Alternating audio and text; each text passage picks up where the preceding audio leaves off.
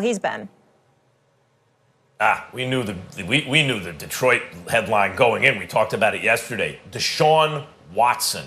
You know, Deshaun Watson is thought of as a superstar by some, and by others as, because he has that national championship, stink about him from college. Because he has this thing where we all seem to think he's going to be a superstar.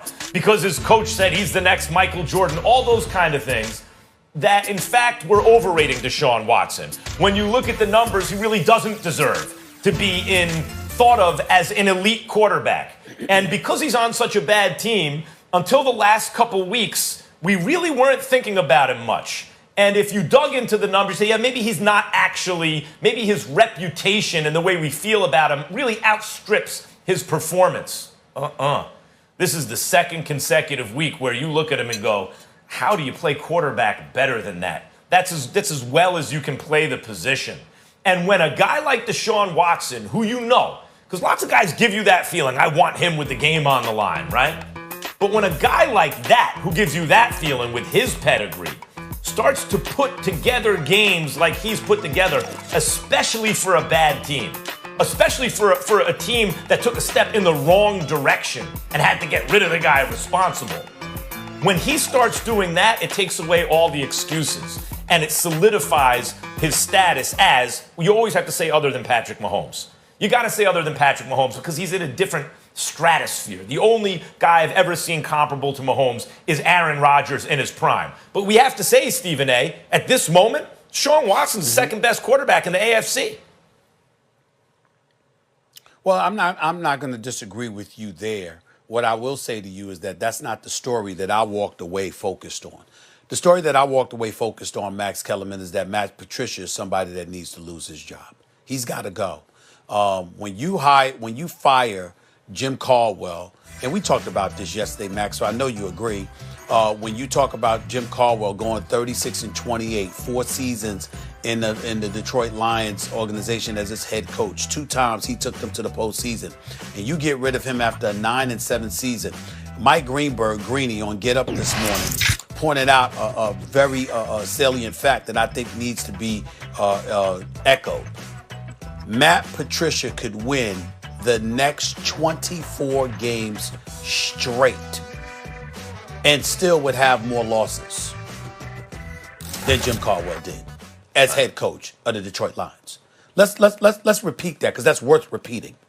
Matt Patricia could win 24 straight games and still have a worse winning percentage and have more losses than Jim Caldwell did in his 4 years as head coach of the Detroit Lions.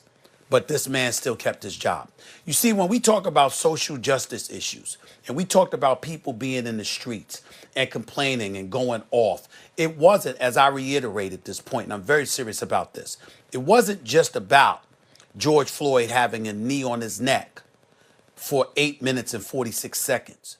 It's about the fact that on far too many occasions, particularly in corporate America, black folks have felt like we've had a knee on our neck for quite some time, figuratively speaking, of course.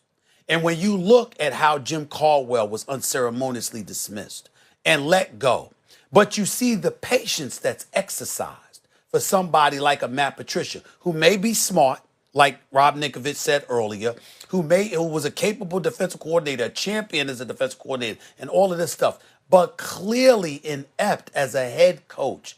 And 1 year after another, the level of patience is given to him that just doesn't come our way. That's where problems are created. And when you engage in a meritocracy in its true purest form, and you hold people accountable for doing their job or lack thereof, then you have a better society because we understand that the rules are fair.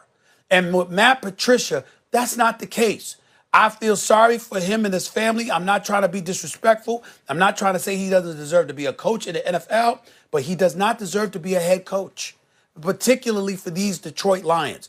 They are not a good team. They have talent, but they are not well coached. They haven't been well coached. They were 3-3 before losing 4 of their last 5 or so. They got a decent win over Arizona. Their other 3 victories, I think, came against Jacksonville, the Washington football team, and I forgot what other non-winning team it was. This man has not been impressive, but continues to be employed. He should be gone because he's had ample enough opportunity to prove that he's worthy, and he hasn't done it, Max. I think there's a larger issue there. I mean, I think Deshaun Watson is the story because I agree with you about all this. I thought this going into the game. Deshaun Watson reestablished himself, I think, firmly. If you talk about quarterbacks in football, let's just take the AFC. Other than Mahomes, he's the guy. He's the guy. It's a shame that his team has been mismanaged the way it has been, and they've relied so heavily upon him that he keeps them respectable in spite of bad decisions made about him. But in terms, to address the point that you just brought up, it reminds me a little bit of the Panthers in this sense. In both cases, Ron Rivera, not African-American, but considered broadly a minority head coach. If you move on from a head coach that is highly competent and winning, but you feel is not quite good enough to get you to a Super Bowl, or you're looking for more. Rivera was usually, like a lot of times in the playoffs, winning seasons, got to a Super Bowl. But the Panthers looked at him and Cam and said, we think we can do better than that. We're going to tear it down to get even better. And then you bring in a head coach, which is not a minority hire especially, and in fact, you go backwards. Like, the point is, when you make that decision, you make sure that you're actually, in swinging for the fences, going to move things forward. Otherwise, people will rightly say, what happened? We were pretty good, and now we stink. Same thing with the Lions. The Lions had a head coach who was African-American. 2 out of 4 seasons, made the playoffs, averaged 9 wins a season, thought they could do better, and have done much, much worse. And the fact that it was